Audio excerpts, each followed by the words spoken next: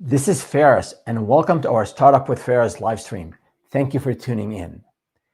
A bad hire in 2023 could derail your business goals and growth. As a matter of fact, according to the US Department of Labor, a bad hire could cost you as much as 30% of their annual compensation. In my experience, over so many years, I think the cost is even much higher, not just on the financial side, but also the emotional stress and the psychological stress it puts on the business owner, and that delayed revenue, the delayed deliverables, it sets you back many months. So what I want to do today is I don't want you to be part of those statistics. I want to help you succeed and make sure that you will hire the right candidate. And before that, I want to give you some guidelines on when to hire and if this is the right time to hire. Now, we have a couple of things to cover first in terms of housekeeping. So if you have submitted your question via the form, we will answer those questions throughout the live stream. If you haven't submitted those questions, you can leave us a comment on the platform that you're watching. And if you're watching and listening to this live stream later, would love to hear from you. I'd love to hear about your struggles, big wins, small wins, issues, challenges you're facing in your business. I'll be more than happy to address. You can do that via the comments on our YouTube channel, or you can go to startupwithferris.com and submit the Ask Ferris form. So two main areas I want to cover today. One is I want to give you 4 guidelines to help you decide if this is the time for you to hire or not.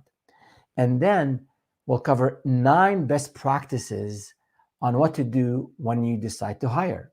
So in these nine best practices, I've hired hundreds of people over the years, either in the companies I started, my management team, directly, indirectly. I've hired a whole lot of people. So over the last few weeks, my team and I, we've been putting together all the issues that I faced before, all the mistakes I made before, and things I've learned from others, and I came up with these 9 best practices. And I have one pro tip, one best practice that helped me significantly in every company I founded to be successful. So hang in there. We'll be covering a lot of great content today to help you, again, decide if this is the time for you to hire and what guidelines to use. And the second part of the live stream, we'll talk about those practices. And before we jump in, let me see if we have any comments from our community. So we are good to go. So yeah, and one reminder that we have these live streams every Wednesday at 10 a.m. Pacific, 1 p.m. Eastern. So join us every Wednesday. And again, if you can't make it, we have those live streams available on YouTube or the podcast platform that you follow. And for next week, we will be covering a very important topic. We will be talking about reflecting on this year and planning for next year. So we will be reviewing what is it that what has gone well, what hasn't gone well, what are the strengths, the weaknesses, how you want to look at the business next year. So make sure you tune in. And again, send us the questions if you have specific challenges, you're not sure what to do, how to plan for next year in terms of growth, in terms of hiring, in terms of project delivery, in terms of marketing, you name it, just let us know and we will be more than happy to answer these questions during that live stream. Excellent. So let us go through, and I believe we do have a question that came in earlier. What should a solopreneur who doesn't like cold calling do? So this is more sales oriented, and I do want to address this in a little bit, but quickly. I mean, as a solopreneur or an entrepreneur, and we can talk about the difference in a different video, you'll have to do things. I'm a big believer, I'm a big proponent of entrepreneurs and solopreneurs knowing every aspect of the business. And that's really important. And actually, that's my first guideline that I want to talk about in a second here. And I'll jump right into actually. A solopreneur or an entrepreneur you have the skills, you deliver a service, there's some subject matter expertise, there's some subject matter expertise that you offer to the world, to your target audience. Now, sales might not be part of that subject matter expertise, and that's okay. So I'm a big believer um, of making sure founders learning every aspect of the business. As a matter of fact, again, this is the first guideline I have for today.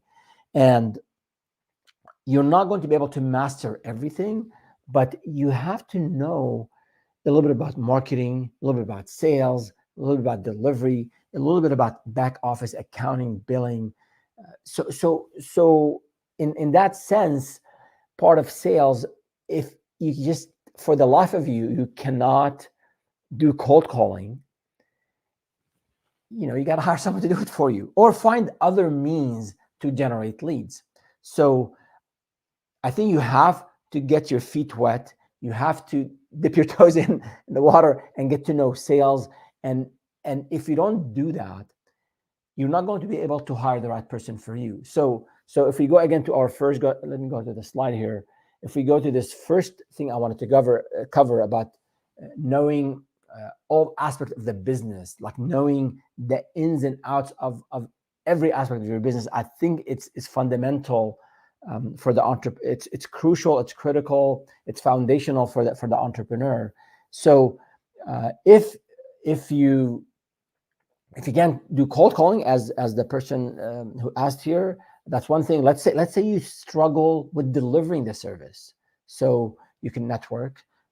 You have means to generate leads. Maybe you have an amazing website and you have produced great content, and people just come to you. You don't have to do any other type of marketing.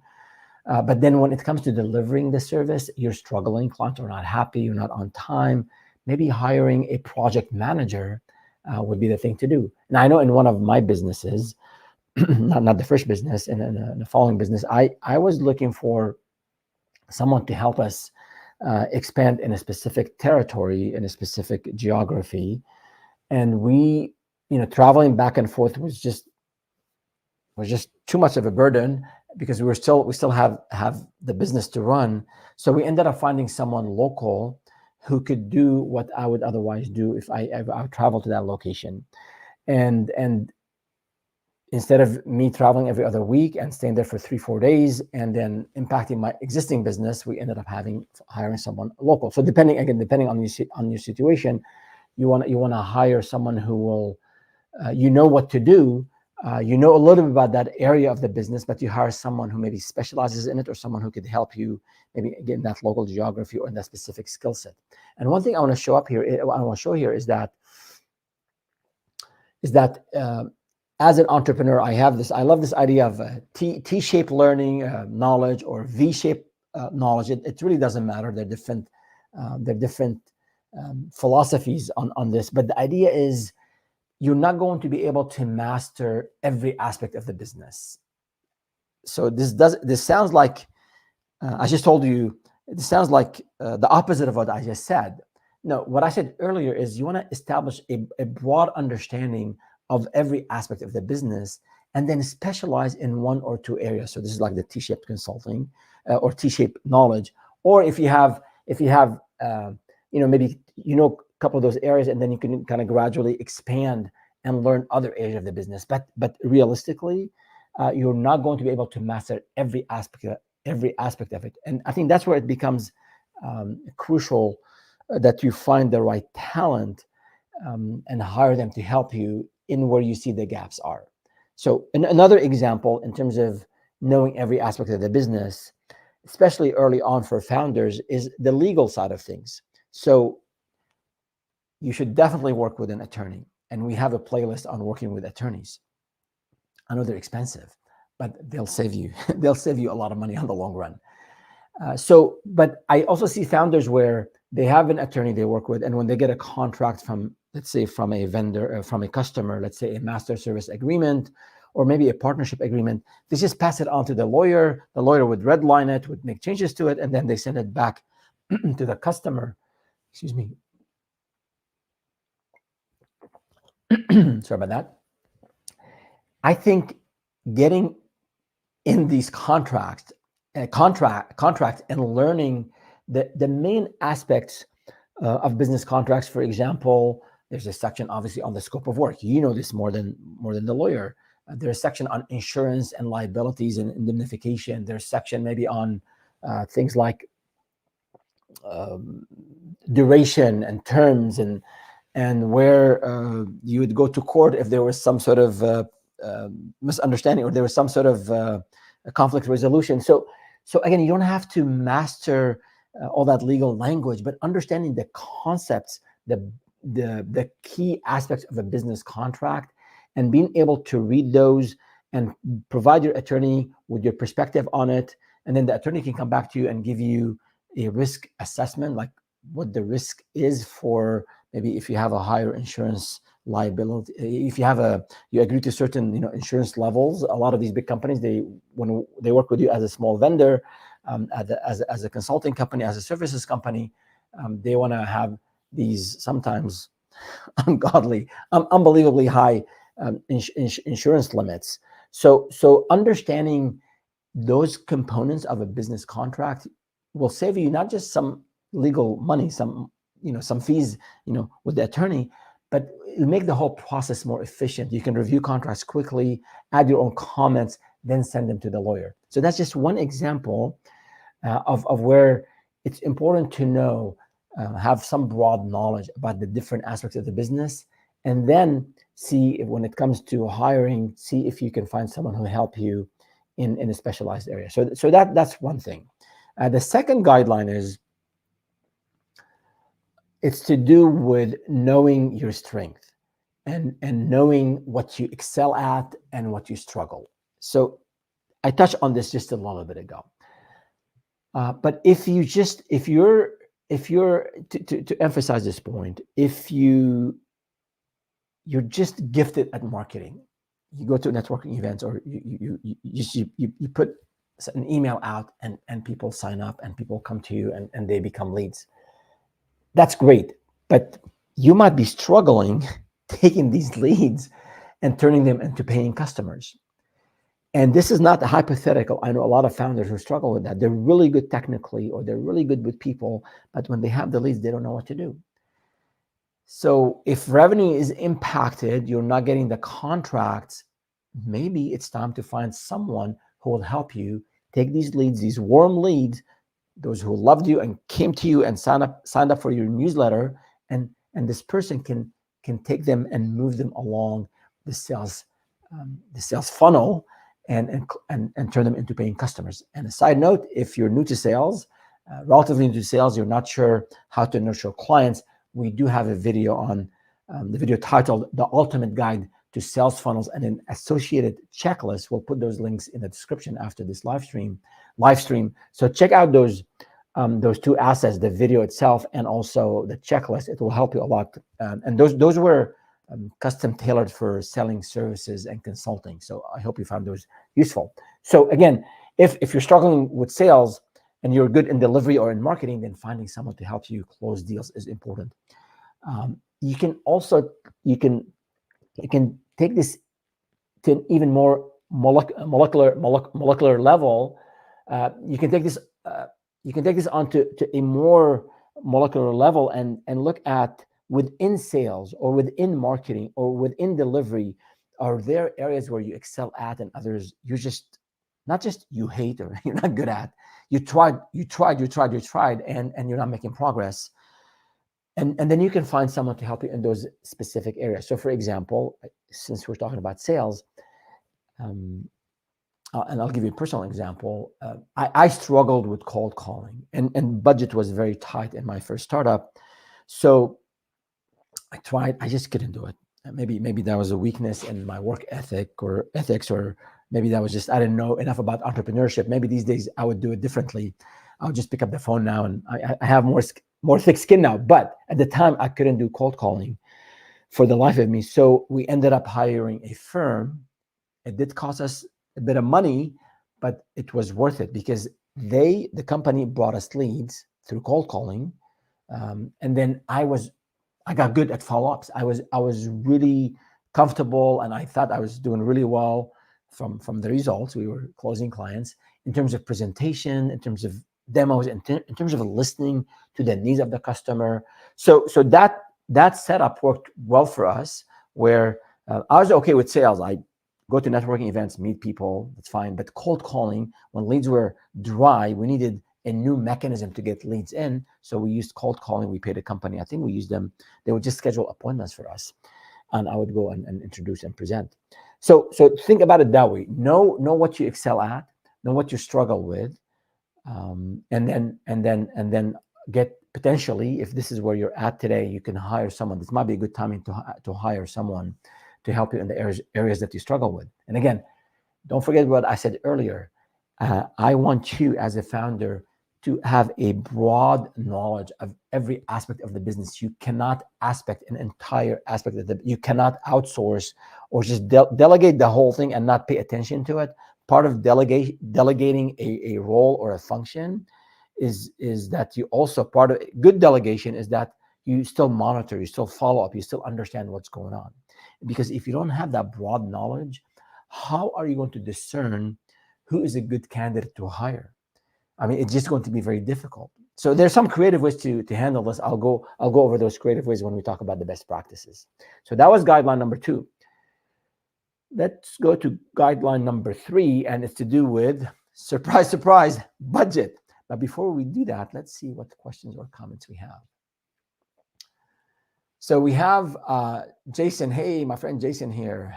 He says, hate cold calling. Have tried hiring multiple appointment setters, and they have all washed out after onboarding. About to try again with a new hiring sourcing agency that I've had luck with hiring a marketing assistant. So hiring is hard. Yes, Jason, agree with you 100%. When we hired that agency way back then, actually it was through word of mouth. And then one thing that I think is important is when you're hiring a contractor or an agency is, someone who has a good understanding of where you are in the business, your typical client size, and also they have an understanding of your domain, of the services. So whether you're hiring, and we'll get to those into when we get into the best practices. But yeah, I think hiring is always hard. Whether you hire in-house or getting an agency or a contractor, you got to do your due diligence. So question, curious, again from Jason, thank you. Curious if you have current resources on cold calling appointment setting companies. I think I said this, I made that confession on a previous video. I'm not a good resource on cold calling. I know I will follow up. I will leave a link in the description to some folks we've used in one of my businesses last year. I'll get the name, and we don't have any affiliate links, so we're just helping out here. So yeah, I will either email directly Jason or put a link in the description. So yes, cold calling is hard. You don't have to do it. You can network. You can do other marketing techniques. We did a live stream a few weeks ago on marketing, 2 actually live streams, and we talked about different marketing channels. But hey, some folks do amazingly well with cold calling, and I salute them. I'm just not the expert in that area. But thank you, Jason, for dialing in and for your comments. So guideline number 3, budget. So you have to ask yourself if you have set aside money to hire. For a lot of entrepreneurs, a lot of businesses, money is tight. Cash flow is king. Cash is king, and cash flow is something that you have to pay close attention to. But if you have some budget, you have to evaluate. So do I hire a junior person? Do I hire a senior person? Hiring is, no matter how you look at it, hiring someone is not a cheap proposition. If you hire someone junior, it'll be less expensive because they don't have the expertise yet. They don't have the experience. But then it's going to take a lot of support from you. It's going to take onboarding, monitoring, onboarding, support, training, a lot of coaching, a lot of hand-holding. On the other hand, if you hire someone seasoned, someone who's been around the block for a few years or several years, or someone who's a top performer, it's going to be a whole lot more expensive. So there's life and business. Life is all about trade-offs. Business is all about trade-off. What I want to do here is not to convince you one way or another, or not to say this is better or the other option is better, is really to help you make an informed decision about hiring. So if budget is tight, maybe you can't hire for a while. But then once you start to have maybe a project or two, and you have some processes established, under your belt, now you can go and hire someone to help you. The other thing to keep in mind is, the cost of hiring. Some people say, okay, well, I want to hire someone. It's going to be $60,000 or it's going to be $100,000, depending on your area of geography, on your market, on your niche. But the cost of hiring is not just the salary, and we can put up this here on the screen. There's a lot of costs. Maybe we should make it larger. A lot of costs associated with hiring. There's obviously the base salary. There is, if you're hiring someone in sales, there's a commission. There's also the benefits. You got to take care of your people, their insurance, their workers' comp, you name it, taxes, right? And then the time it takes to interview people, and the time it takes to set up all the processes, payroll. So there's a lot of time and effort associated with this hiring. And this slide here, I believe this from Glassdoor. We should put a reference to that. It shows all the aspects of what's involved in hiring. So they estimated it cost $4,000 and 24 days to hire. Again, I think for a small business owner, hiring could be, a bad hire could be detrimental. And hiring is really like the most. Don't rush into hiring. So make sure if you're about to make a hire, understand all the cost. And if you're looking at your budget and you're looking at what is going to cost you to hire, just make sure you calculate all these other aspects of it, not just the base salary, and make sure you're ready to sustain that hire. So that is guideline number 3.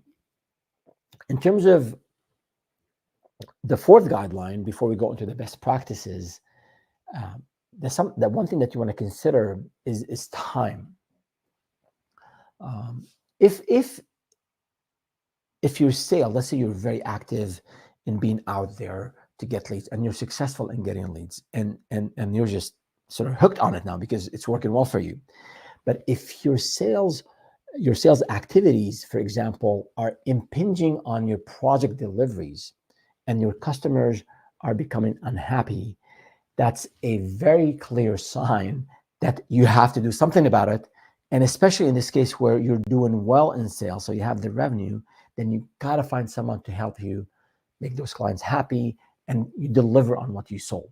So again, these guidelines, we talked about budget, we talked about knowing all the aspects of the business and knowing what you're good at and what you're struggling with. So also seeing where you're spending your time and what is impacting the business, and what is it that you can do about it is important when it comes to hiring. So in this case, it might be a good problem. It's if you just need help in delivering, or if you're doing amazingly well in delivery, client, you're subject matter expert, just you're getting amazing reviews, testimonials, you're getting word of mouth, you're not doing any marketing efforts, and you're just getting it's all word of mouth. Your customers love you, you've delighted them, and then they let their friends know and their other business owners know, and they come to you. So if that's the situation you're in, then maybe the time is, you continue spending your time in delivery and taking care of customers because it sounds like you have a knack for it. And then potentially you start to bring people in to scale that capability that you've established. And potentially you can have a senior person who can quickly help you scale, and potentially also with the senior person bring a junior person so they can maybe shadow the senior person and shadow you, and then you can help them come up to speed. So again, look at where you're spending your time. So if one aspect of the business is consuming most of your time, most of your energy, and other aspects are suffering, then it is it's probably a good time to hire. And one thing to keep in mind here is when you're hiring in other areas of the business, this hiring does not absolve you of your duties. You're still responsible. You're it. You're the entrepreneur. You're the CEO. You're the brand. So if your invoicing is a mess, and you're sending invoices in ahead of time, or too late, or you're not following up on collections, and the whole payment process with when customers work with you is leaves much to be desired, that's a reflection on your brand. So you gotta fix it, and say you're spending so much time on accounting and invoicing, and it's just not working for you. Maybe that's a good time to find someone to help you in that area. Maybe you get an office manager, or you get someone who is a bookkeeper, or someone who can help you in those areas. So always think of ways to capitalize on what you're strong at and at what you're skilled at, and find someone else to help you in other areas. And one thing to note here, I was reading an article on Entrepreneur that in 2019, it's a pretty interesting stat actually. According to the Small Business Administration here in the US, they identified 50.7 million businesses as small. So when we say small businesses, there's a whole lot of us, 50 million of us. But they said, check this out, 80% of these businesses, they have owners with no additional employees. So when they define small businesses, at least in that study, it's from 0 to 499 people. But the vast majority of this 50 million number, they're small business owners who don't have other employees. So it is very common that people stay as solopreneurs. That's great. And maybe discussing entrepreneurship versus solopreneurship, that would be the subject of another video. But if it's clear that a lot of business owners are not hiring, and I think it's, especially if this is the time to reflect on the last 12 months and plan for the next 12 months, which will be a live stream that we will talk about next week, by the way.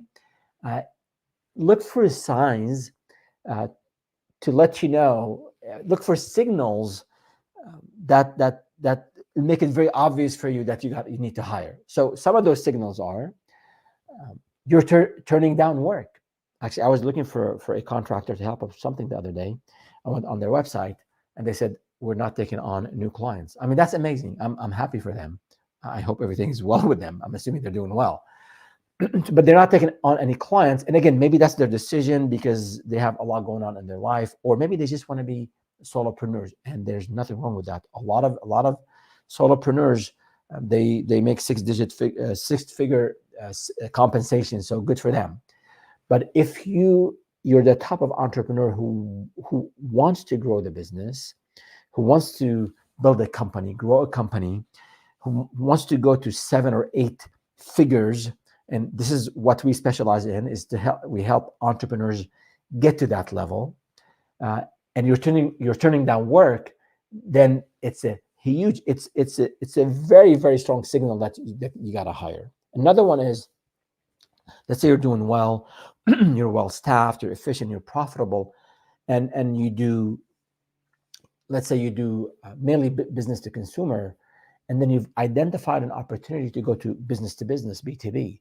So it might be, especially if you're profitable, it might be actually recommended that you take some of that profit and invest in this new business line or new revenue stream. Again, it could be horizontal, it could be vertical, depending on your niche. The other thing, so these are 2 signals, right? The other one here is if your delivery of your product, your services, if that's suffering and you're hearing it from your clients, I mean, if you go on Yelp and see bad reviews, like you and I typically won't go to a place if it has a lot of bad reviews. So in a professional services and a consulting setup, we might not be on Yelp, but trust me, word of mouth travels faster than anything else. People might be nice and kind, and they might not say negative things about you, but at least they at a minimum, they're not sharing, how great you are, and you're losing opportunities to get more business. So if your business is suffering, your delivery is suffering, you might want to get some help there around delivery. Again, another point here, and we touched on this earlier in terms of financials, bookkeeping, paperwork, and we do have a playlist on accounting. And my 10-second summary of those videos is: do not do accounting on your own. Trust me. Watch those videos to know why. I have scars from doing accounting on my own and messing things up big time. So outsource the headache. Even if you're good with numbers, have someone else help you with bookkeeping, and focus on the business, focus on the core aspects of the business. Another sign that it is time to hire is that you need someone with a specific skill set. Let's say you're working, let's say you do web design services, and you want to start to branch out into search engine optimization. You want to offer those services, and you just don't have, you understand the concept, but you don't have the skill set. And all your web design customers, they want SEO services, or they're asking you about it. So potentially you might, instead of you can learn this on your own, but you can hire someone who would help you in that specific skill set. Another aspect of another signal is if you have at some point, it might make sense to bring some of the tasks, some of the work in-house. So if you have 3 contractors, let's say you're working with 3 marketing contractors. One, maybe they do a little bit of design for you. Maybe another one, they can do other aspects of marketing. So if you, it at one point, it becomes really hard to manage 3 contractors. So and you might be actually paying the contractors more than what you would pay to hire someone in-house. Or even if the pay is equal, or you end up paying more for having someone in-house, I think the efficiency and having direct access to a resource in your business outweighs the other benefits of working with contractors. So that would be another signal, is as you're growing your business, if you find yourself working with a lot of contractors, maybe bring these folks in, or bring one person to do multiple roles. And that brings some challenges in terms of working, having someone wearing different hats, but we'll talk about it in the bonus tip. I'll talk about it some more. And last but not least, if you can't find time for a break or a vacation, it might be time to hire someone. Now, I'm going to qualify this. Initially, there's no time for a vacation. When you start a business, if you're serious about starting a business and growing that business, initially you want to limit vacation time. You got to put all your time and energy into it. I understand all the negativity about the hustle culture. I get all of that. I've been married. I'm fortunate. I've been married for over 3 decades and happily married. Amazing spouse. Have children. I have a family. I know how difficult it is to provide quality time, to the family and manage all these other things that we do as entrepreneurs. But when you decided to start a business, if you didn't plan on 50, 60 plus hours a week, then you underplanned, you underestimated what's involved. And we have a video that we are launching, I think we just launched on 40 hours a week is not for founders. So again, you want to make sure you take care of your personal relationships. You want to make sure you take care of your physical health, your mental health, your spiritual health. All of that is important. At the same time, most of the focus has to be on the business. So, but if you're about to burn out, you need some time off, especially once you start to be profitable, once you start to break even and make some money. If you're just about to burn out, you need to slow down a little bit. And it might be, in most cases, and we can have a whole video on this, we should probably, on a lot of founders, me included, we end up spending a lot of time on things that are not core. So we think we're saving time and money by not hiring someone to do it. And that actually could backfire. So in this case, I would say find someone to take care of some of the mundane tasks, some of the things that you can package and delegate. So this way you can focus on things that will bring you revenue, happier clients, and then you can take some time off. Okay, so you got to work hard, but it's okay to take some time off. So those were the 4 guidelines to help you in this whole decision-making process on hiring. What should I hire? What do I do? Um, how do I balance my budget, my time? Which area of the business do I hire for? So hope you found these useful. And by the way, I know we have a question. Before we get to the question, make sure you sign up for the Daily Advisor, our newsletter dedicated to founders and those who want to be founders, aspiring entrepreneurs. It's a resource where we provide daily tips and best practices and strategies and frameworks to help you build and grow 7- and 8-figure businesses in consulting and in services. So sign up for the newsletter. You can go to startupwithferris.com and sign up for that newsletter. And we do have a question that came in earlier. So let's go there and see it.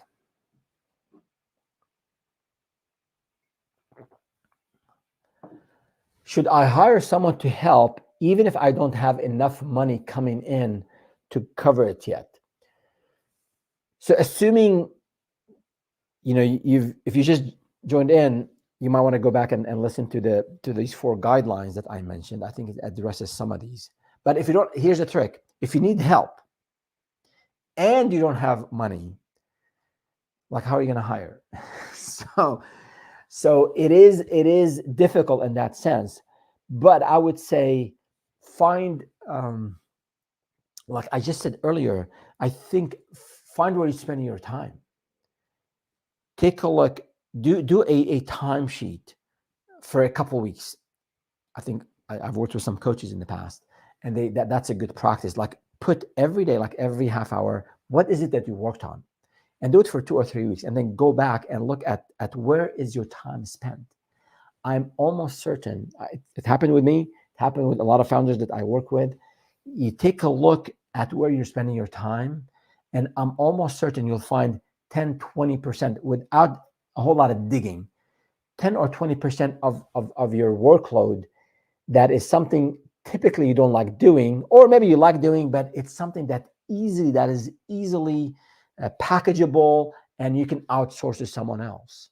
So if it's to do with paperwork, it's to do with bookkeeping. I mean, these are valuable types. It's valuable work. I appreciate people who do this kind of work, but you got to focus on delivering the service. You gotta be in front of clients. You got to be out there networking if you want to grow the business. So I would say if money is tight and you need the help, and I'm assuming there's no money to hire for now, so you got to suck it up for a couple of months, but do that exercise. Find where you can slowly unplug and have some of that work that you're doing today done by someone else, and you don't have to hire right away. Actually, we'll get to this in a second. We'll get this in a minute when we talk about one of the best practices is you can get a freelancer. You can go on Fiverr or Upwork and things that take you a lot of time. You can maybe outsource this to someone else. So that would be my answer to this question. If there are more specific details that you'd like me to dive into, let me know. Email us again, or if you're, I think this is one of the questions that came in earlier. So good. So we talked about the 4 guidelines. We talked about the signs, the signals when you need to hire someone. Now let's dive in the best practices. So you decided that you're ready to hire. Congratulations. That's a big step. Actually, it could be a nerve-wracking time when you're a solopreneur and decided to hire and now grow. You're an entrepreneur. You've got some traction and you're happy about it. And now you're about to bring your first hire. It is nerve-wracking. It's both a lot of emotions, joy that, hey, I'm growing. I'm going to have people. I'm going to be a manager. I'm going to be the CEO of one person. Amazing. Trust me. At the same time, is it going to work? Is it not going to work? Are they going to be good at delivering the service? Are they going to be easy, nice, kind, people to work with? So those are all the emotions and thoughts, or part of the emotions and thoughts that go through founders' minds, in my experience, when it comes to hiring.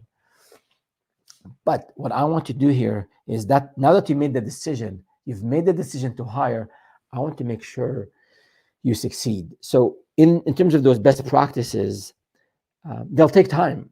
They'll take time to implement. Um, it's really easy to speak with someone, put a job description. Hey, this guy is good. A friend of yours said, hey, this person is great. Hire them. You hire them, and then it doesn't work out. Then remember what I said earlier. 30%. It could cost you 30% of their salary. So if their salary is $80,000, it could cost you $24,000.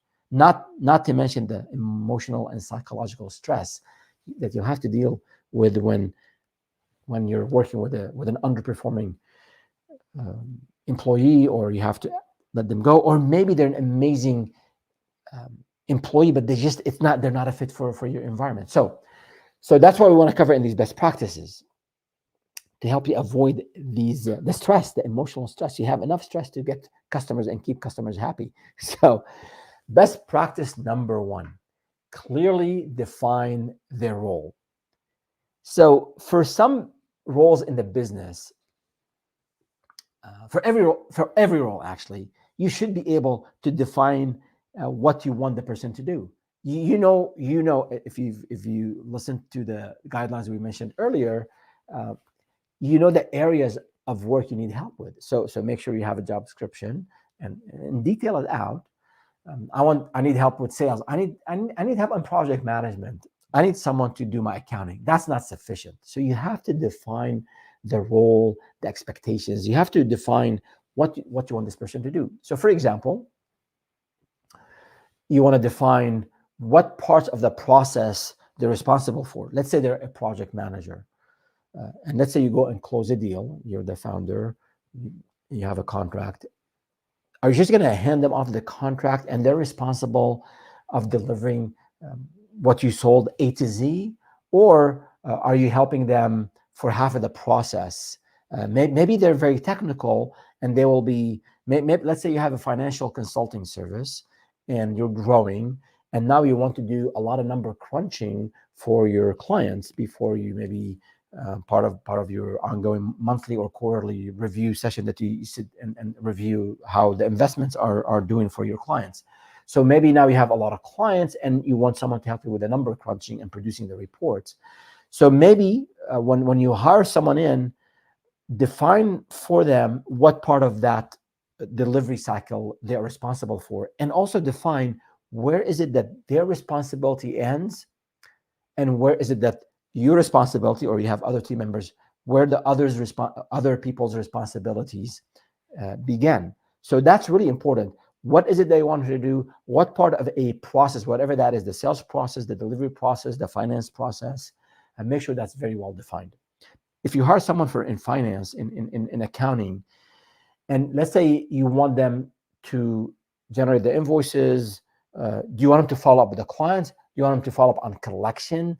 If clients are not paying you, maybe that's what you have in mind. But when you hire someone, they've never done any collection. They produce the reports, they send the invoices over email, they mail the invoices, but they can't do collection. So there'll be a huge gap in expectations between what you need and what you want and what this candidate can offer. So if you document the role and the scope of their work with some level of specificity, actually it will increase your chances of hiring the right person. One other point I want to highlight is, if you're hiring from your personal network, or let's say a friend, you want to do double the paperwork. You want to do double the expectation setting. You want to define things further with friends and family members and with people in our close network. And by the way, we do have I think a couple of videos, at least one on working with family members and with friends. So make sure you check it out. We'll put a link in the description. But if you're hiring people who are close to you, clearly document the expectations, the job requirements, the job description. Be actually more explicit with friends and with close friends than you would do with strangers, because we take friends and family members for granted. Like we trust you. The trust level is really high with people in your close circle. That's great. That's why maybe will make things work really well. But if you haven't worked with them before, maybe their work style is different. Maybe At work, they're different from what they're at home. So with friends and with family members and with people in your close network, you want to be actually, you have a lot of clarity. This way, you'll ensure you maintain a good relationship and you avoid conflicts, or at least you minimize conflict. So that was the first best practice in terms of making sure you define the role, the scope of work for the candidate. And again, starting with having a good job description, which comes from you sitting down and looking at what you want, where you need help in. The second best practice is onboarding the candidate, onboarding the new hire, and provide relevant resources. You're the founder, you know everything about the business. You're doing it yourself. Even if you hired a few people and you're growing, you're probably still doing a lot of things yourself. So when you hire someone, they cannot read your mind. We think people do, but they can't. So you have to share with them a whole lot about the business plan, the business model, the ins and outs of your service, the competition, what you've learned about the marketplace, what you've learned about what makes your clients tick, what you've learned, what your clients hate. All of that. Some of it is quantifiable, some of it is not, some of it is personal, some of it is technical, some of it is relational, some of it is more of a administrative type. So all of that is important for the new hire to know. Again, when you're small, if you don't have the processes, you don't have the systems to send someone to go through, read our manual or employee handbook, or read this thing that we've developed about our business. Most likely you don't have these resources. So spending time with the new hire and onboarding them and equip them with all the resources, be the templates that you have, the processes that you've established, any messaging talking points, the way you deliver projects, the way you project manage, the way you pitch, all of that. Again, depending on the role of the hire, of the candidate, you want to specify the onboarding to that. But basically, you want to give them a bit of the company background, a bit about you, a bit about your vision. That's all part of standard orientation, and then spend more time to equip them with what they need when it comes to their specific role. So that's really important. And one resource here I have, and before I get to the resource, I have, again, Jason, thank you for your comment. It says here, there are time tracking tools that will track what you do, so you don't have to do it yourself. Haven't used any, but looking into them for me and the team to be more efficient. Absolutely, Jason. So I mean, you can do it in a Google Sheet, but I think as you're growing your service, at one point, you would need time tracking for billing, for example. A lot of companies, a lot of agencies, they bill hourly. So at one point in your entrepreneurial journey, you'll need some kind of time tracking. But initially, and there's some cool tools that can plug in into into your systems. And as actually funny, I found something in the Google Workspace the other day where you can actually provide. This is pretty cool, actually. You can, on your Google Calendar, you can have labels for the types of meetings that you have. I don't know, I was looking at my computer. I don't have something to show you now. But basically, let's say you have sales meetings, marketing meetings, delivery. So if you actually put these time blocks on your calendar, then you can assign labels to them. Actually, the Google Calendar will give you a pie chart, or I forgot what sort of chart it gives you, but it gives you a data about your time. So that's a quick that's just a quick way to maybe track your time. But there are things out there that are integrated within your systems that you can, like if you're using Basecamp for task management, I know there's a plugin with a lot of the time tracking tools. So thank you, Jason, for that recommendation. Back to the best practice. So yeah, in terms of onboarding, one thing I definitely want you to use is, or a form of this is what I call day one, week one, month one. And we have a template here. We'll add the link to it in in the description. Yeah, maybe we just make it larger. Basically, when someone starts, okay, they have a signed, they signed the offer letter. So you got to have an offer letter. And then from that point on, what is it that they're going to do day one, and then week one, and then month one? It's just a sample. You can customize it to whatever you need. But remember, when you hire someone and you get, let's say you get them excited about your vision, about your company, about what you want to do, you want to grow. So their experience with you and your processes and your company is going to reflect on you. So if they show up day one and you don't have a computer for them, you don't have an email account for them, and I'm guilty of a lot of these things earlier on. Later, we had processes for it. You don't have their payroll set up. I mean, it's just going to look bad on you. Now you can tell them up front, say, hey, dude, I'm just a single person business owner. You're my first hire. I don't have any processes, so you're going to bear with me and we're going to build it together. Yeah, maybe set some of those expectations. But I think with just a little bit of planning, you can have a very positive experience for them.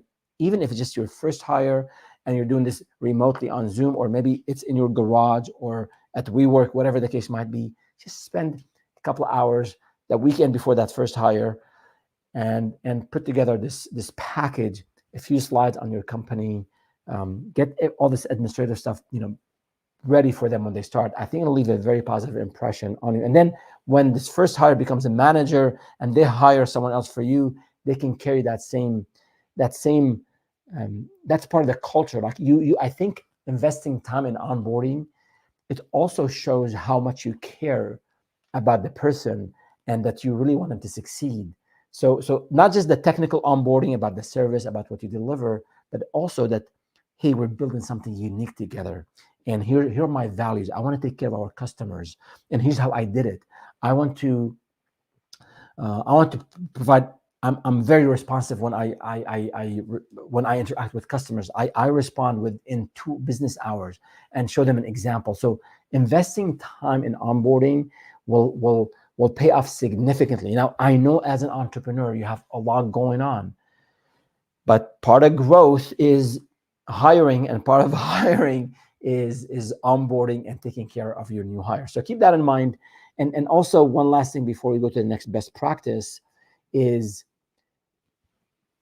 if you're hiring someone experienced and they know your space, they know your sector, they've done similar work, onboarding is going to be much shorter.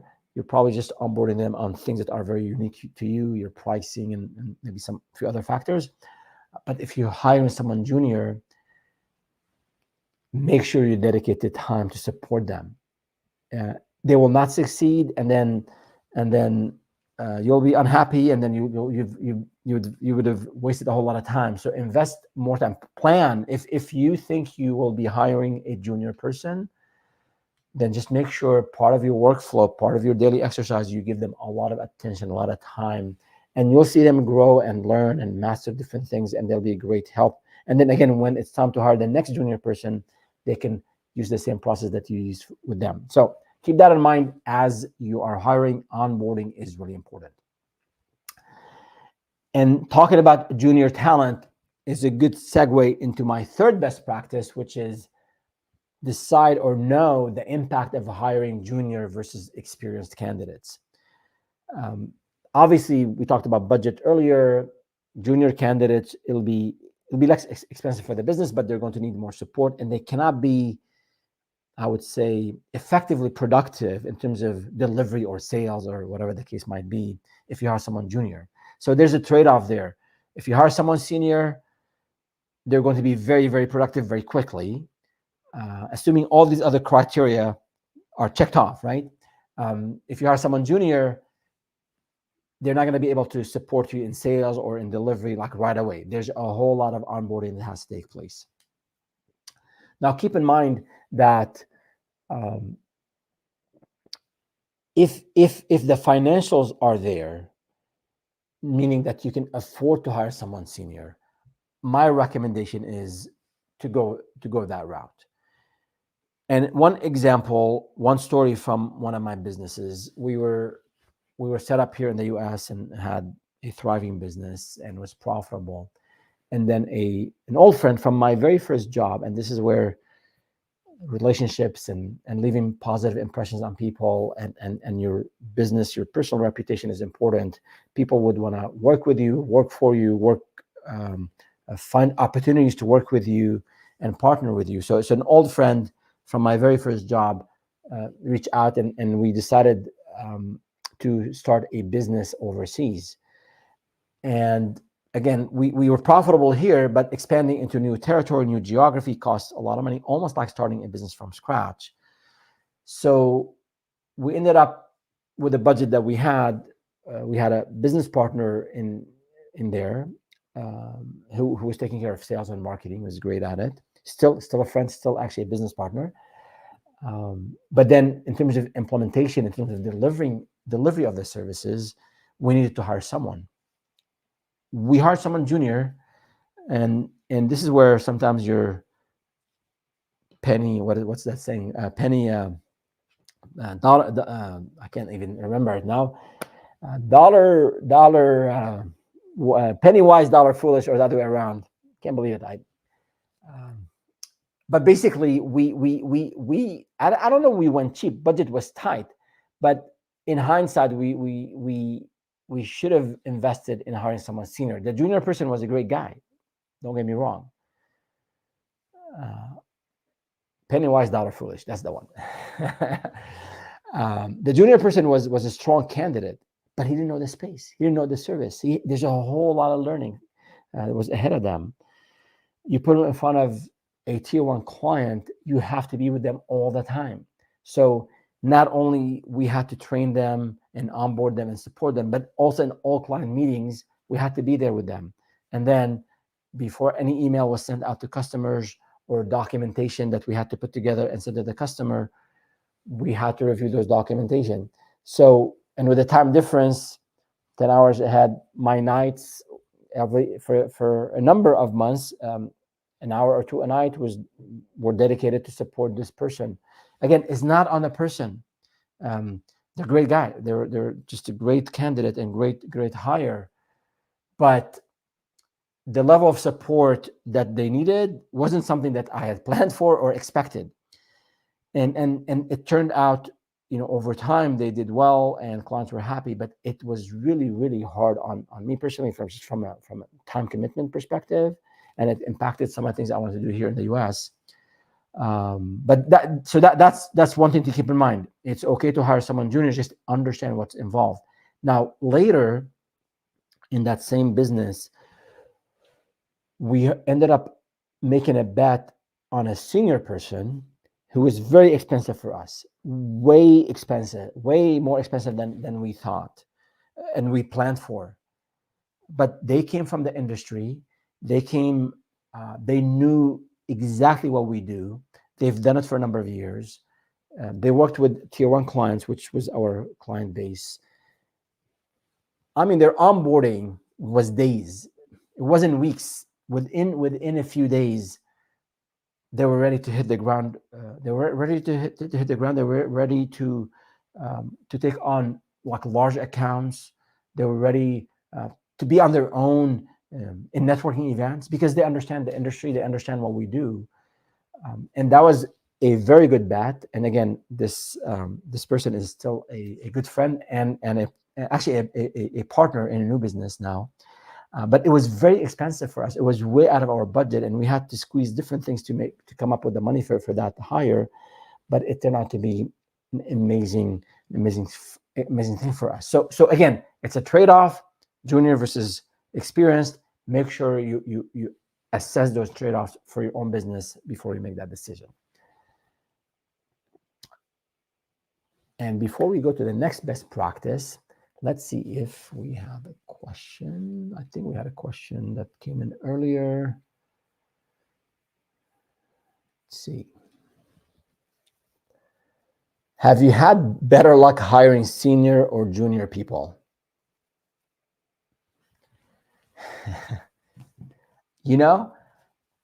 I should jot down and do some numbers crunching on this. I think it's an equal percentage, plus or minus a little bit. I don't think one is better than the other. I think in all these best practices where things did not go well in hiring for me, when we took shortcuts, when in the heat of the moment we have a big project, or we just landed a huge deal, we need to hire 2 more people in the next couple of months, or someone left and we need to fill in their role, or again we're expanding into a new territory, or in one case where we had funding, and we need to hire quickly to deliver, to keep the investors happy. Sometimes in the heat of the moment, you ended up hiring without following the best practices. So I would say, I don't think luck. There's a factor there, of course, always. But there's due diligence that you gotta do. There's a technical due diligence that that very easy to go through and identify if the person knows what they're talking about or not, and how many years of, like their level of expertise. That the technical aspect is fairly much easier to assess and evaluate in an interview. The harder part is, are they a good fit for your environment? And we'll talk about it in a couple of those best practices. And the other part, the personal aspect, is this person nice, kind, or is he or she a jerk? So that is the hardest thing to find out in an interview. And there are different ways, and there are different tools to help you hiring, and you can ask for references, and you should do all of that.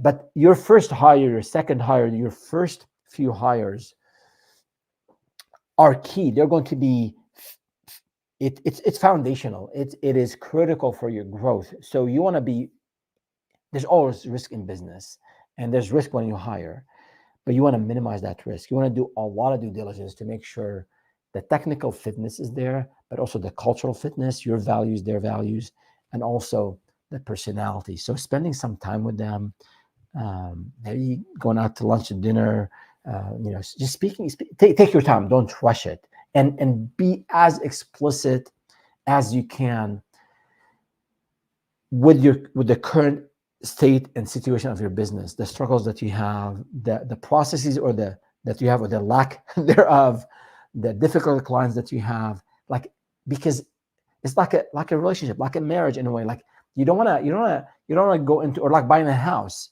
You don't want to go in a house and there's asbestos, or there's a major roof job that's going to cost you $50,000. Like you want to know those upfront, and that's why when you buy a house, there's all this whole, a good agent, broker would take you through everything that you have to know about the house. So it's the same thing with hiring. You want to take your time. You don't want to lose on the opportunity of hiring someone who's a good candidate and they have other offers, but you want to take your time. So long answer, but the short answer is, I think it's 50-50, but it's the due diligence that you have to do, whether they're junior or senior. So we have a comment here. Have you used anything like Colby or DISC assessment to help with the position cultural fit? So I've used a service, and for the life of me, I can't remember now. But they actually do this one. I liked it a lot. They send this, oh my God, what's the name of that service? I don't remember. But they send actually this long survey to the references. So typically, when you're about to hire someone, I can give me references. Smart people will give you good references, people who will say good things about you, of course. But typically it's very high level. You get an email like, what do you think about this candidate? Oh yeah, they're great.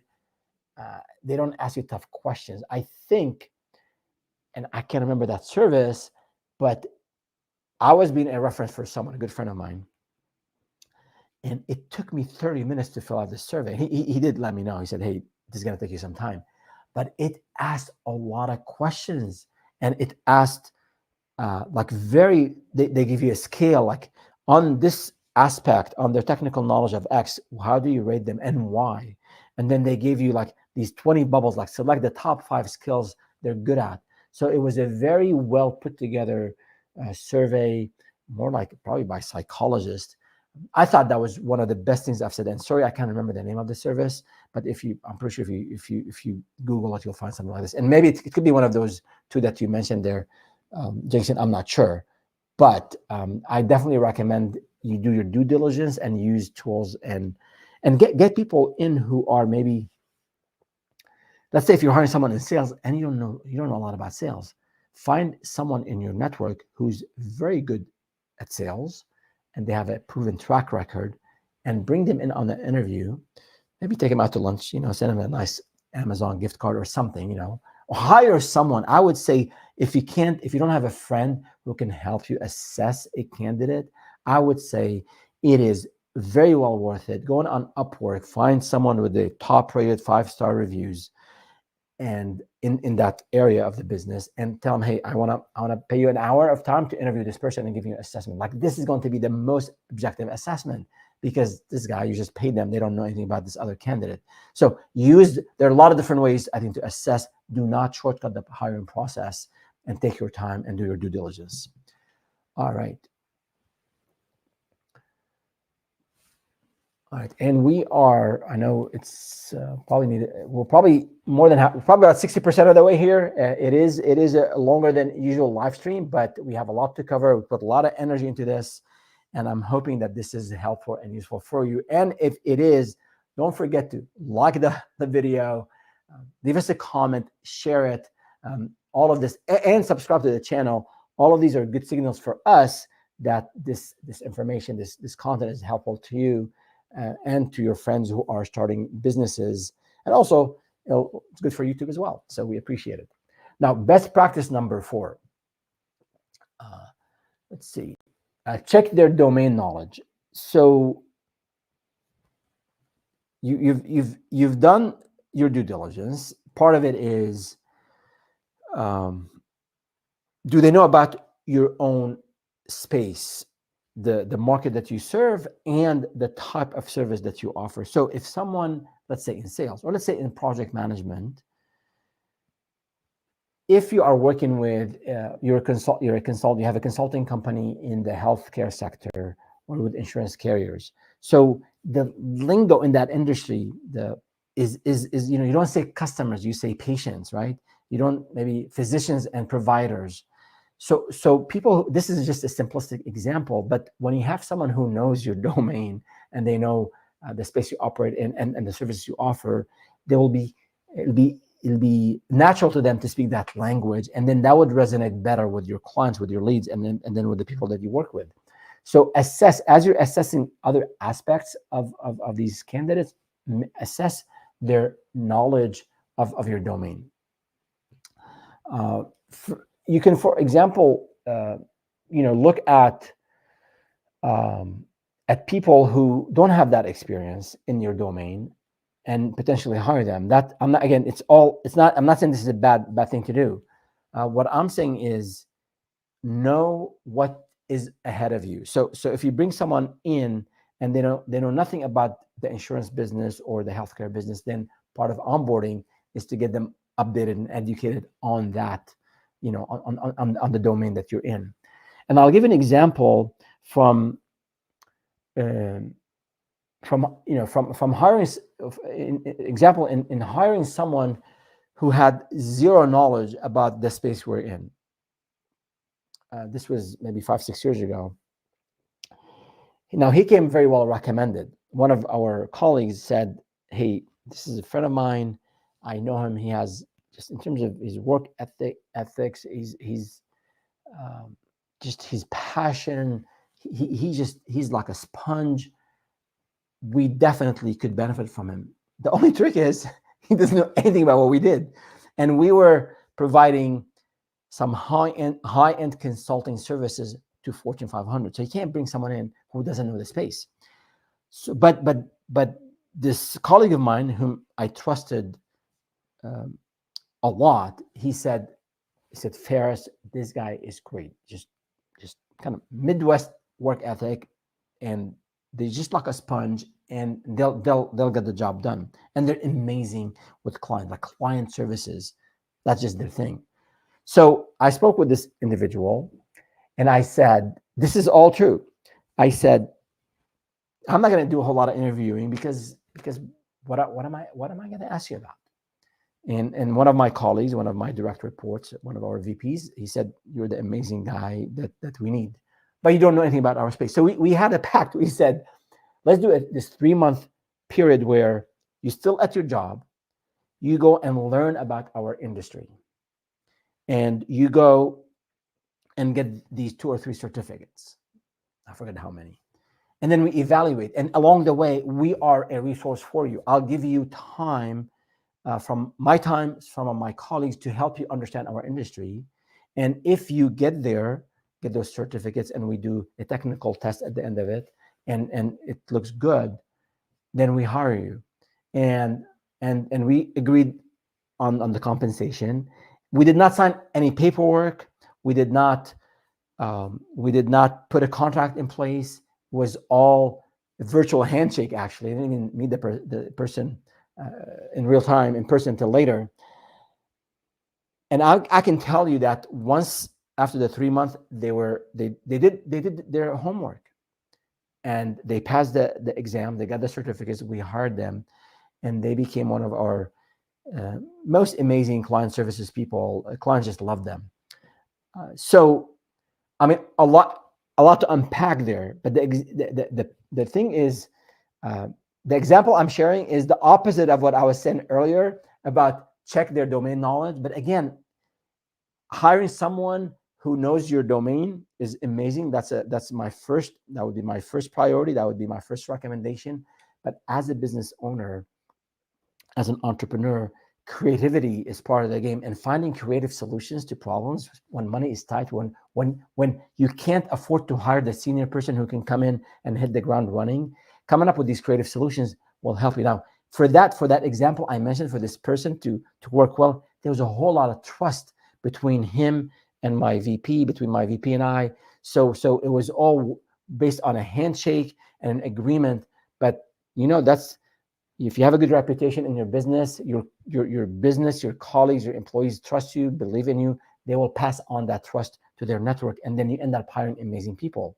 So to summarize this point is, hire someone who knows your domain. But if you're not finding people like this, or if you can't afford someone, just know that there will be a longer learning curve, and then you can find creative ways to get them onboarded with you, especially if they want to move into your space and you have a thriving business and a thriving sector. They might be wanting to sacrifice the time and effort to come and join you, just because they want to move, change careers and do something different. All right. Moving on to best practice number 5, determine the type of contract and compensation. Thanks for the comment, Jason. Appreciate it. Even if the person is a friend, you got to make sure there's some sort of legal paperwork between you and the hire, whether they're a contractor, a full-time employee, whatever the case might be. Making sure compensation is really understood and documented, and same in terms of the employment agreement. So these days, again, you can hire a freelancer, you can go on Upwork, you can go on many of these portals and get some help. You don't need a whole lot of contracts. The platform itself, for example, Upwork, you're bound by the terms of the agreement of being part of that platform. So, and there's a lot of checks and balances, and there's a review system. So you're protected there. But be very specific when you hire someone, even from Upwork. Be very specific in your expectations. You don't want to have a situation where the expectations are not aligned. But in terms of contracts, if you, for example, if you hire a salesperson, make sure the commission structured. If you're offering commission and a base salary, make sure the commission structure is very well defined. Make sure, for example, if they decide to leave and they got your leads, do they own the leads? Do you own the leads? So those could be documented. Other things that you have to have as a business owner is, in terms of contracts, for example, which to do with legal considerations, which is the next guideline. Also is like things around what do you expect from them? I think we talked about the scope earlier, but is it going to be a full-time? Is it going to be part-time? Is it going to be project? Also, the compensation is project-based. Is it hourly? Is it salaried?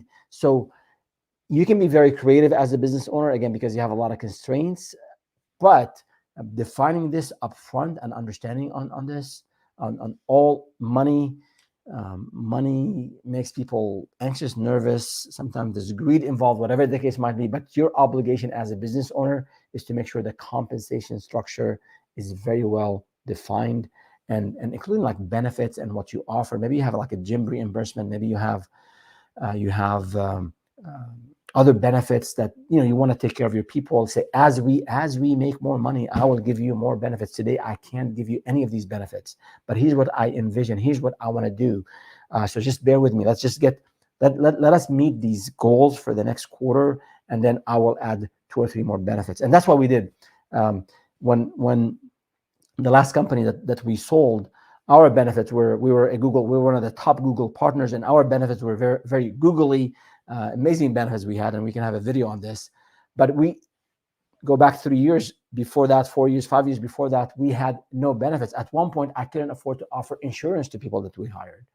So as we were doing better, we were adding more benefits and improving our compensation package. But we told people up front, like, hey, bear with us, stay with us, take care of the business, we'll take care of you. And that should be made very, very clear. I'll give you one, I would say, pro tip, and that is for founders, for business owners, you want to be very judicious when it comes to offering equity or profit sharing. So I'm all for taking care of your employees. I'm all for really pampering. I really take care of your people. They will take care of your business. If you hire the right people and you take care of them, they'll take care of you and your business. So sometimes when cash is tight, or I don't know, people are stingy or whatever the case might be, they don't want to spend the money that they have, they end up coming up with creative ways to entice people to join them. One creative way is, hey, we'll have a profit sharing pool, and then we'll share some of the profit. People get excited about that. Yeah, there's an upside. Or even more serious, and that shows more commitment, that, hey, we'll give you some equity.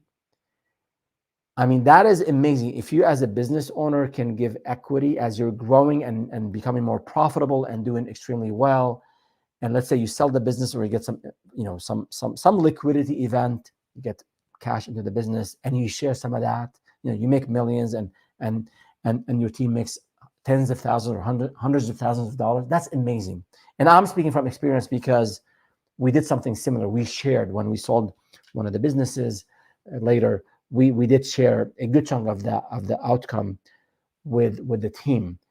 So and again, that's a subject of another video on taking care of your people. But I see this, and I saw this with the founder earlier this year, and they had the money, and they want to set up a second business, and they were not technical. They hired a technical person. They didn't want to pay money for compensation. So, hey, we'll give you 10% equity.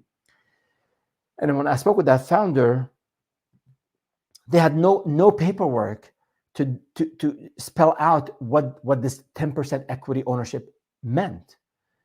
And then, unfortunately, this initiative, this venture did not go well. The founder did not listen to the advice. I'm not talking about me only. I think that's again the subject of another video. I think we had a video on sometimes founders don't listen to expert advice. But long story short, a founder made a commitment, equity sharing commitment to a new hire. The venture went south. What do? Big, huge issue. Legal got involved. Not a very messy mess. So be very judicious. I'm not saying don't offer equity or profit sharing. Do it, but be very clear. Speak with a lawyer. Speak with someone who's done it before, and make sure you have this documented and agreed upon by all parties involved. So I'll leave it at that. We can probably have another video or live stream just on that aspect of it. Best practice number 6, and we have 6, 7, 8, 9. So we have 4 more to go. Legal considerations, a quick one, but it's a very important one, is, as we said about compensation, have that documented. Also, things like non-competes, things about non-disclosures, things like intellectual property, who owns what. You want to make sure that you have that in place. This is where, again, you definitely want to work with an attorney. Don't just download something off of the internet. You can do that. You can watch stuff on YouTube, get acquainted, know this domain. What is a non-compete? What are the highlights of, or what are the main points of a non-compete or a non-disclosure agreement? Or like what is intellectual property, IP means for my business. That's all good to know. But when it comes to implementing that in terms of legal documents, get a lawyer to help you with that. And if you don't do that, trust me, the $500 or $1,000 that you're going to spend on a lawyer will save you a whole lot of headache and a whole lot of issues in the future, and you'll have some peace of mind. Legal is important. So seek legal advice as you're starting to bring new hires in. Okay, do we have a question here?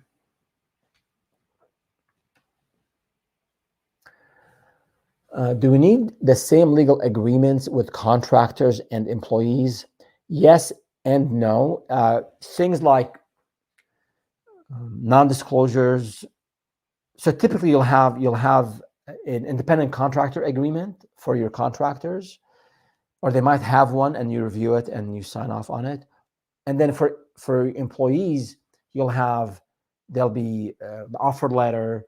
There could be an employment agreement that describes, especially for key roles. I mean, big companies, they have unique contracts for or they have specialized contracts for like the C-level. But as a small business, you can have an employment agreement where it lists things about, can they go and it's going to depend on actually state by state, in terms of like non-compete, like in California, non-competes, again, I'm not a legal, I'm not giving you legal advice. So check with your lawyers, but every state has different rules and guidelines on non-competes. Like, when I say non-compete, it means, can they go and work for a competitor after they leave? Can they go and poach your clients after they leave? Can they go and poach your employees after they leave? So again, every state has its own regulations and guidelines. Some of these, it doesn't make sense to do from a business perspective, from a reputation perspective. You don't want to poach. But legally speaking, you want to make sure for your employment, you have an employment agreement, you have an intellectual property section of that agreement, and then you have an employee handbook that outlines a lot of the like vacation time, sick time, what you expect from the employees, all of that. So the concept of non-disclosing of confidentiality that applies to contractors and to employees, but typically with an employee, you'd have a bit more documents, because they'll have more access to information, a vast amount of information about your contacts, your lead, your secret sauce. Potentially, again, if you're producing something, there could be a process that's very unique to you, or maybe you're building some software to support your services, that could also be patented in the future. So yeah, definitely check with an attorney on any and all of that. Best practice number 7, set performance expectations.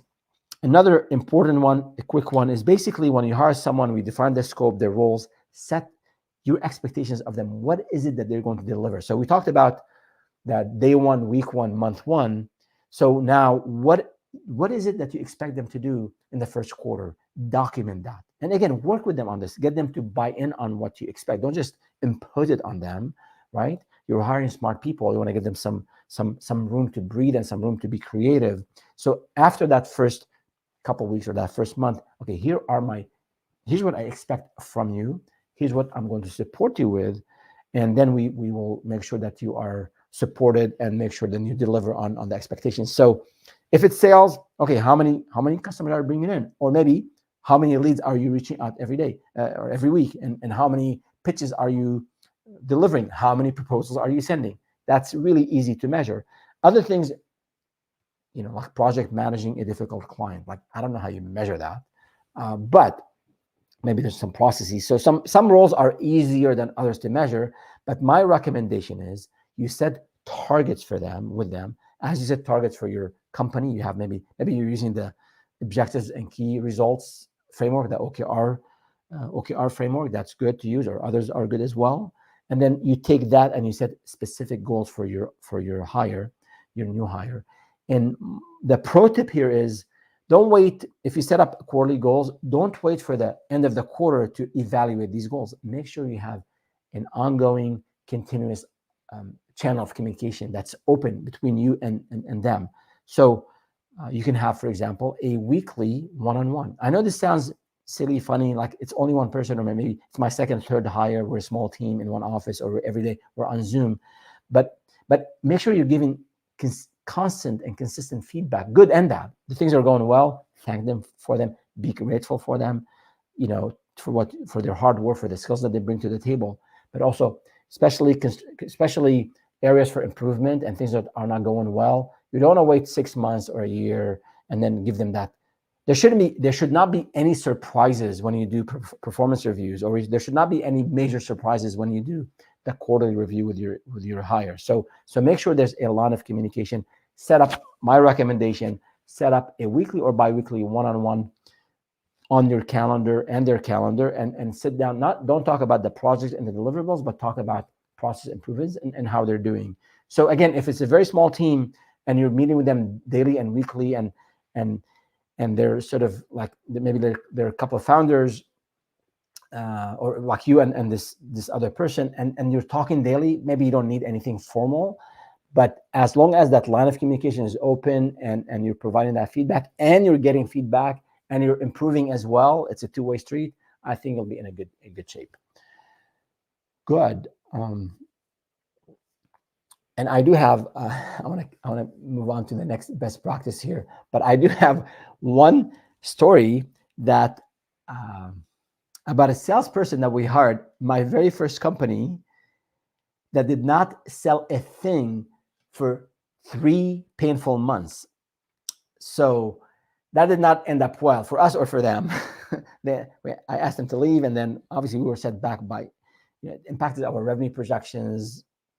It really hurt. So we have a video dropping on this very specific topic. So check it out. Check out the channel and subscribe to the channel so you don't miss out. So you'll see that story there. Best practice number 8, continuous learning. Again, short one, but important one. We are in a space where, in a time where there's a lot of new things are happening around us in technology, not just AI. They're always improving. It used to be that there's a concept called the half-life of skills. It used to be basically like how many years it takes for you for the information that you have, that let me say it again. The information you've gained and that you have, how many years from now where this information will become not usable, it will not be useful, it will basically not be valuable. It used to be 10 to 15 years. So this half-life of skills, where half of what you know is not valuable. So it used to be 10, 15 years. Now it's 5 years. In technical fields, it's less.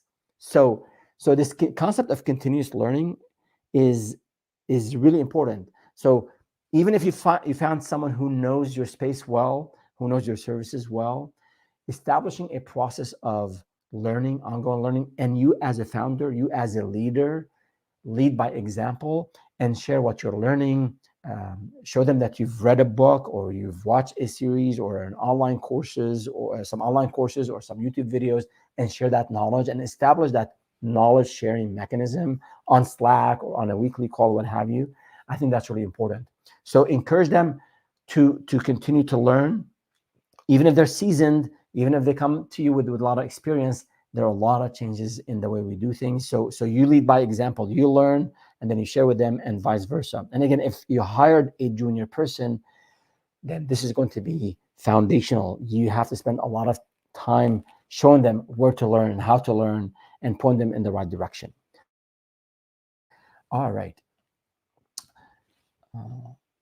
And by the way, just a side stat here is, and I forgot the source now, but 94% of employees said they would stay at a company longer if the company was investing in their career development.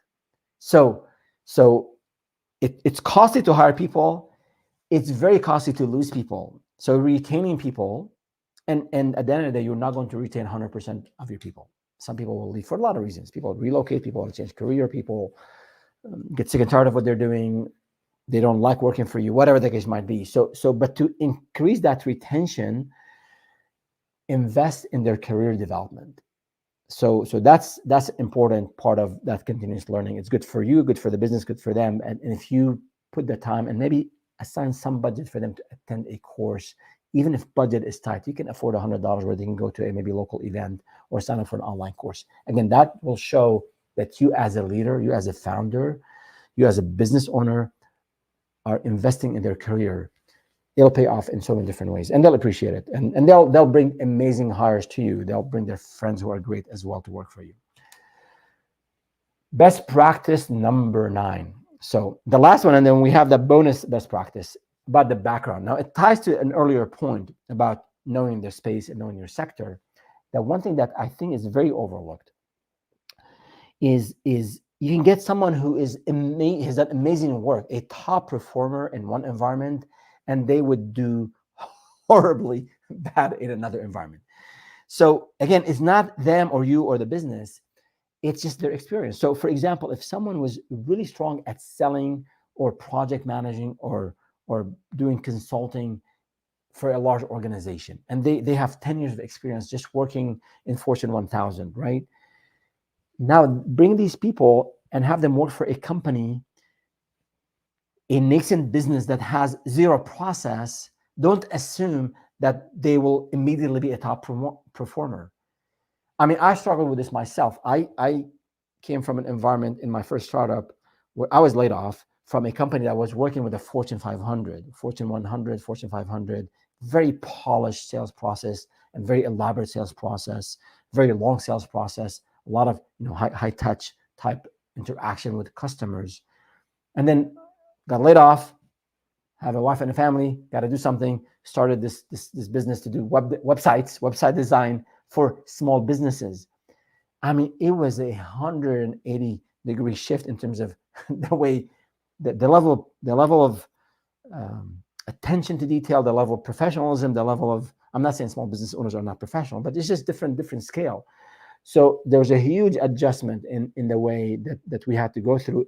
But that professional background actually was very impressive to the small business owners, because none of the salespeople and none of the people that they were working with, or most of them, they did not have that level, that background, that professional background.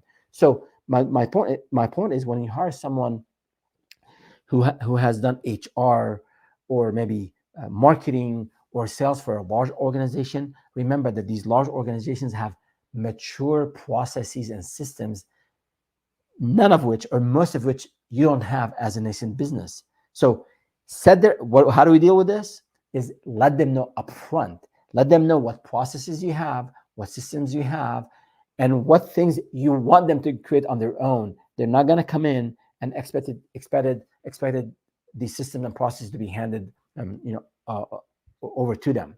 So make sure again that you are making them aware, you understand what they bring to the table, and they're aware of what you have to ensure that you have a good fit. Now, the last best practice, and that's a bonus best practice, and I might end up doing a whole live stream on this later, is hiring A people.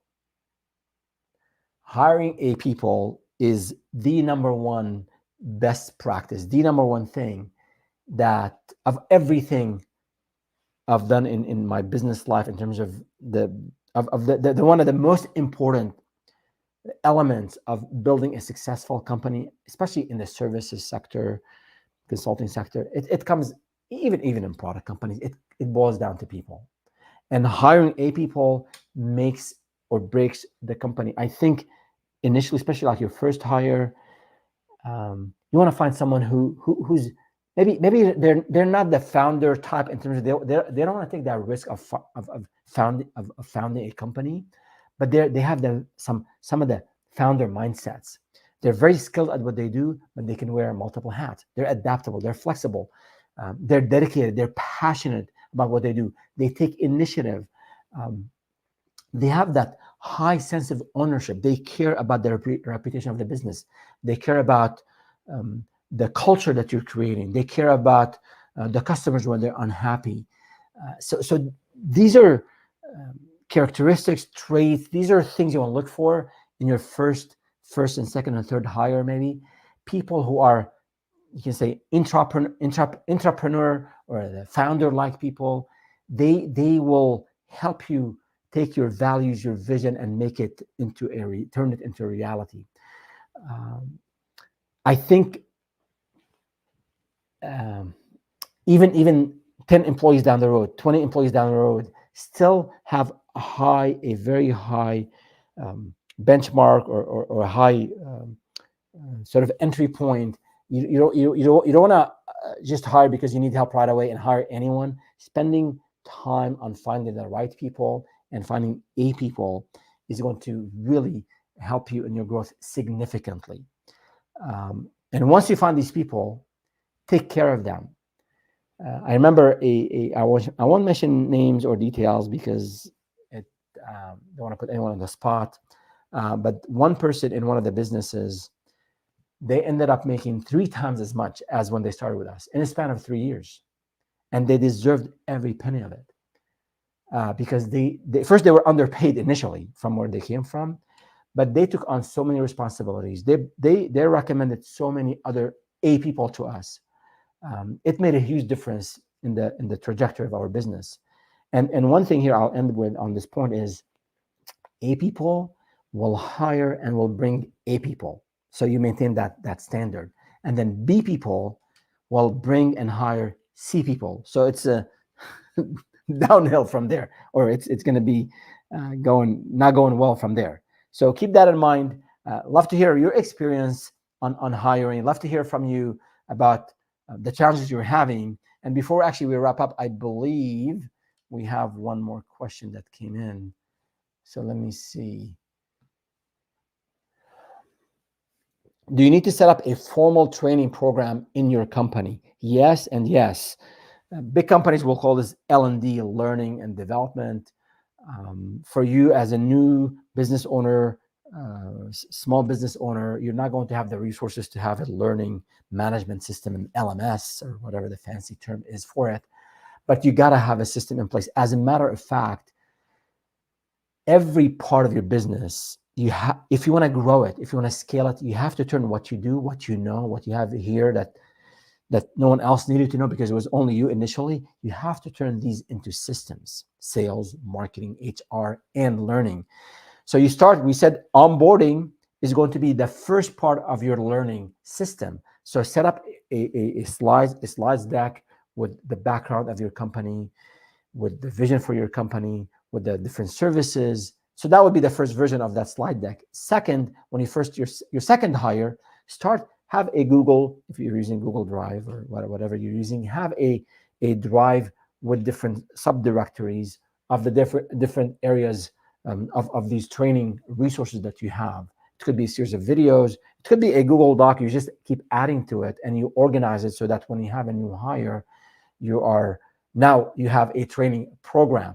So basically, it's the time you allocate to train people, which is important. And I know you're busy as a founder, but you got to invest in your people. And then the thought behind what is it that I want to train my people on. They're the tangible, technical, the hard skills type training, and some of it that you can offer as a founder, as a subject matter expert. Some of it you can obviously have people go to training, to courses. The second part is the soft skills. And then there's the processes and the logistics. So you want to train people on all of that and things around values. How do you have a training program about values, about being transparent, about responsiveness, about loving learning and education and being a sponge? You can have the best expert. You can have them go to a local event and pay $1,000 for one of the top speakers in that subject matter.